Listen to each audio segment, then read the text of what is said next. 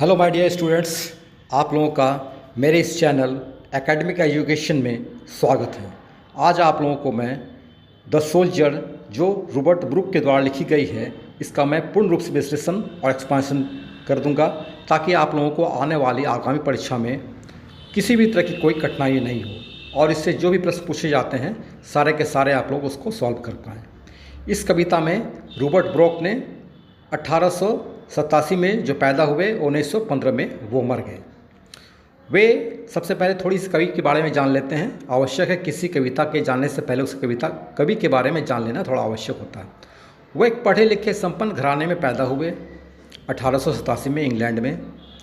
Robert Brooke को एक वार poet के रूप में जाना जाता है, जिन्होंने प्रथम विश्व युद्ध के प्रारंभिक वर्षों में देशभक्ति को प्रेरित किया, यानी देशभक्ति की प्रेरणा को आगे बढ़ाया।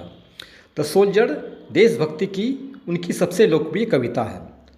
प्रसिद्ध कवि W.B. यीट्स ने उनके बारे में कहा है कि वह इंग्लैंड के सबसे सुंदर युवा थे। 23 अप्रैल 1915 को जब वे युद्ध करने जा रहे थे तब सेप्टिकेमिया नामक एक बीमारी से उनकी मौत हो गई। ओके, आइए अब हम लोग इस कविता के एक एक लाइन के मीनिंग को समझते हैं।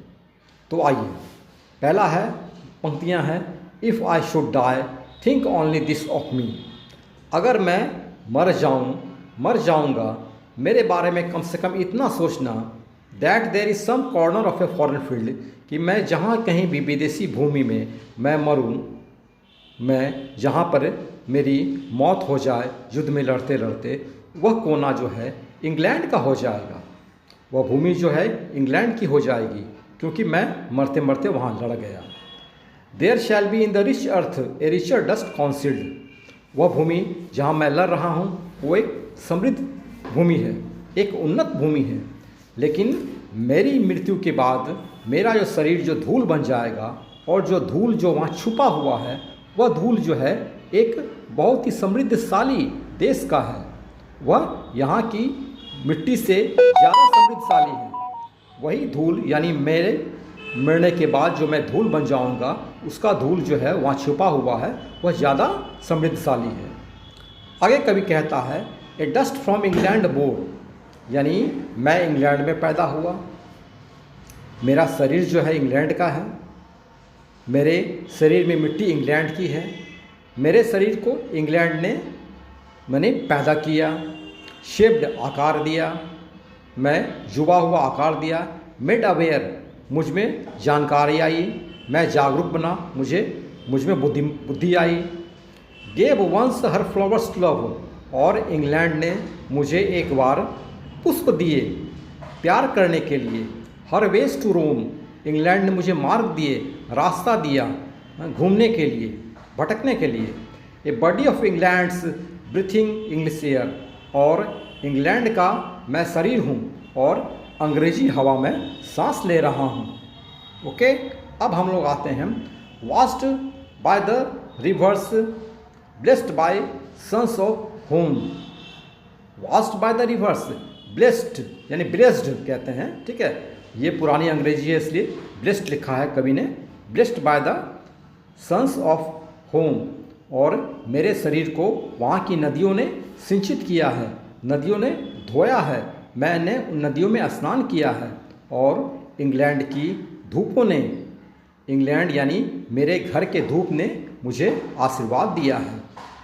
उसके बाद कवि कहता है, and think this heart all will shed away, और इस दिल के बारे में सोचो, सारी बुराइयां मेरी मृत्यु के बाद समाप्त हो जाएगी।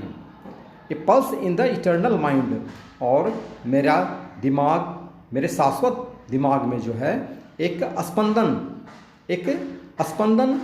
हमेशा होती रहेगी, कुछ कम नहीं।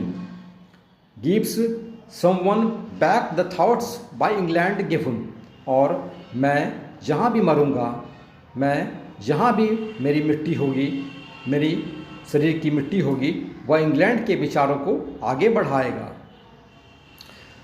ओके, उसके बाद कवि आगे कहता है, हर साइट्स एंड साउंड्स, यानी इंग्लैंड की प्राकृतिक छटा, प्राकृतिक दृश्य, और साउंड्स यानी वहाँ की बोलियाँ, जो है बहुत खूबसूरत है।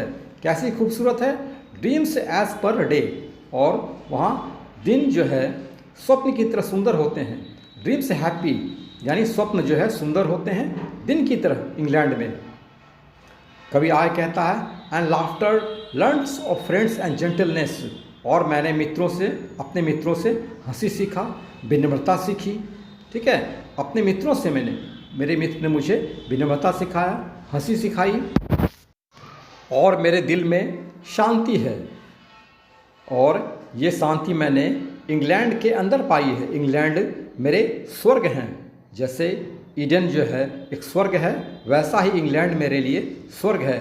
और यह शांति मैंने इंग्लैंड जैसे स्वर्ग के नीचे पाई है, यानी इंग्लैंड देश के अंतर्गत मैंने शांति पाई है। इस प्रकार हमने ये पोएम द सोल्जर का लाइन बाय लाइन हमने समझाने की कोशिश की है। और मैं समझता हूँ कि स्टूडेंट्स अगर नहीं समझ पाते हैं एक बार में, तो कई बार देखें। हर वर्ड का, हर लाइन का मैंने कोशिश किया है कि बारीकी से मैं समझा दूँ, ताकि आने वाले आगामी परीक्षा में किसी भी तरह की परेशानी उन्हें नहीं हो। ओके, मैं अगले वीडियो में इस पोएम का प्रश्न उत्तर का मैं पूर्ण रूप से डिटेल सरल तरीके से समझा देने का प्रयास करूँगा। आप लोगों को मेरे इस वीडियो से, मेरे इस चैनल से थोड़ी सी भी जो बेनिफिट मिलती है, तो कृपया प्लीज़ इसे सब्सक्राइब करें, ताकि मेरा मनोबल आगे बढ़े और मैं आप लोगों के लिए अच्छी अच्छी वीडियो लेकर रेनबो के लिए आऊँ। Thank you, thanks a lot of.